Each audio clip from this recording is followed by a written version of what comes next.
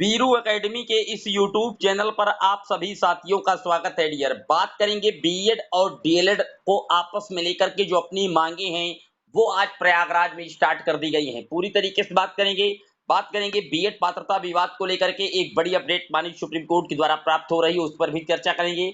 लेकिन आगे बढ़ने से पहले जितने लोग चैनल पर पहली बार विजिट कर रहे हैं सब्सक्राइब करके बेल आइकन प्रेस कर लीजिए। डियर, आपकी स्क्रीन पर जो पहली अपडेट लगी हुई है वो बीएड कैंडिडेटों से लगी हुई है।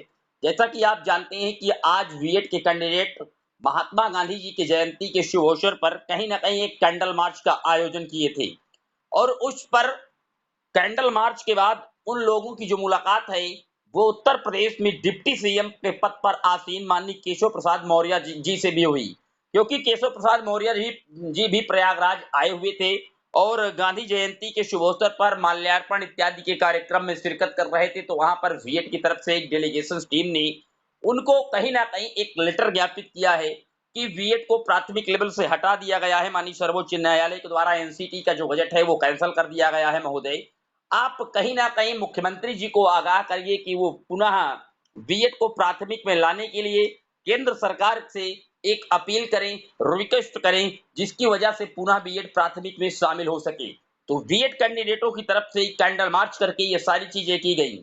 उसके बाद अगली खबर की अगर बात करते हैं तो प्रयागराज से ही आप स्क्रीन पर देख सकते हैं। यहाँ पर ये लोग डीएलएड के स्टूडेंट हैं जो कहीं ना कहीं नई प्राथमिक शिक्षक भर्ती के लिए पत्थर गिरजाघर में एक बड़े प्रदर्शन को अंजाम दे रहे थे।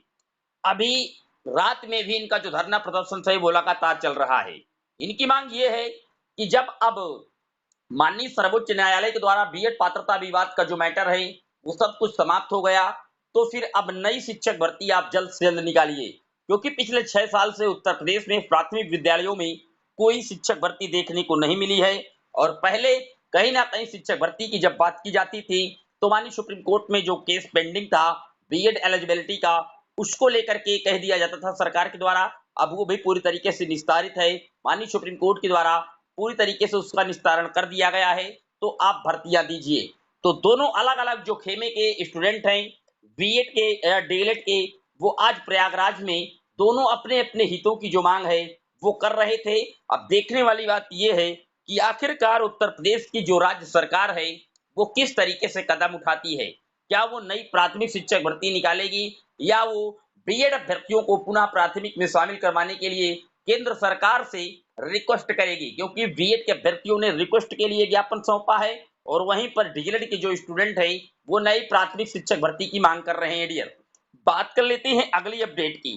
तो अगली अपडेट डियर आप देख सकते हैं, ये मामला जुड़ा है माननीय सर्वोच्च न्यायालय से, बीएड पात्रता विवाद से इसकी कड़ी जुड़ी है।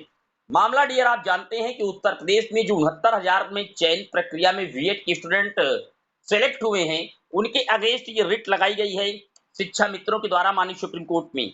उसका डायरी नंबर आप देख सकते हैं, Guddu Singh versus union of India. और यहाँ पर किनको पिटिशनर्स के रूप में किनको किनको बनाया गया है वो भी आप देख सकते हैं कि जो रिस्पोंडेंट हैं वो union of India, secretary ministry of education और एनसीटी को भी बनाया गया है। आप यहाँ पर देख सकते हैं the state of Uttar Pradesh को भी बनाया गया है। और इनकी जो मांग है डियर वो कहीं ना कहीं अब जो शिक्षा मित्र हैं, क्योंकि शिक्षा मित्र बीएड की वजह से ही बाहर हुए थे, अब कहीं ना कहीं शिक्षा मित्रों को एक चांस मिला है। माननीय सर्वोच्च न्यायालय का जो जजमेंट आया था 11 अगस्त 2023 को, उसमें एनसीटी का गजट पूरी तरीके से क्वैश कर दिया गया और बीएड को प्राथमिक लेवल से बाहर कर दिया गया है। तो उसके बाद अब कहीं ना कहीं त्रिकोणीय जो लड़ाई है वो देखने को मिल रही है। बीएड और बीटीसी और साथ ही साथ शिक्षा मित्र आपस में इस तरीके से निजी स्वार्थ के लिए लड़ रहे हैं, क्योंकि 69,000 में जो चयनित प्रक्रिया में बीएड के स्टूडेंट हैं अगर उनको बाहर कर दिया जाए, शिक्षा मित्रों की ये मांग है कि इनके पास कोई ब्रिज कोर्स नहीं हो पाया आज तक। एनसीटी का गजट रद्द है जिस गजट के अकॉर्डिंग ये लोग जॉब पाए थे। और खुद माननीय सर्वोच्च न्यायालय ने ये कहा था कि 28 जून 2018 के बाद के जितने भी एडवर्टाइजमेंट है, जितने भी स्टेप्स है वो पूरी तरीके से इनवैलिडेट किए जाते हैं।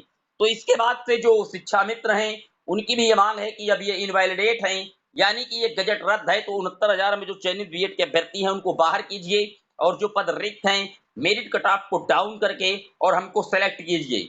इस तरीके की जो जद्दोजहद है वो लगातार चल रही है। और बीएड खेमे में भी हलचल मची हुई है, क्योंकि आप जानते हैं किसी भी प्रकार से कोई राहत की जो उम्मीद है वो दिख नहीं रही और बीएड के जो कैंडिडेट हैं वो लगातार सारे हथकंडे अपना रहे हैं। हर राज्य की राज्य सरकार हो, केंद्र की केंद्र सरकार हो, केवल और केवल ऑर्डिनेंस की वो लोग बात कर रहे हैं, अध्यादेश की मांग कर रहे हैं। फिलहाल देखने वाली बात ये होगी कि इस पर किसी राज्य की राज्य सरकार और केंद्र सरकार के द्वारा क्या कदम उठाया जाता है। जैसे ही बीएड एलिजिबिलिटी के इस मैटर पर उत्तर प्रदेश में 69,000 शिक्षक भर्ती पर माननीय सर्वोच्च न्यायालय पर शिक्षा मित्रों के रिट पर कोई सुनवाई होगी, क्योंकि इसका केस जो डायरी नंबर है सब जारी हो गया है। बहुत जल्द केस लिस्टेड होगा और सुनवाइयां भी होंगी। जैसे इस पर कोई बड़ी अपडेट आएगी हम आपको रूबरू करवाते रहेंगे। आप लोग चैनल के साथ बने रहिएगा। फिर मिलेंगे एक और वीडियो में, तब तक के लिए जय हिंद जय भारत।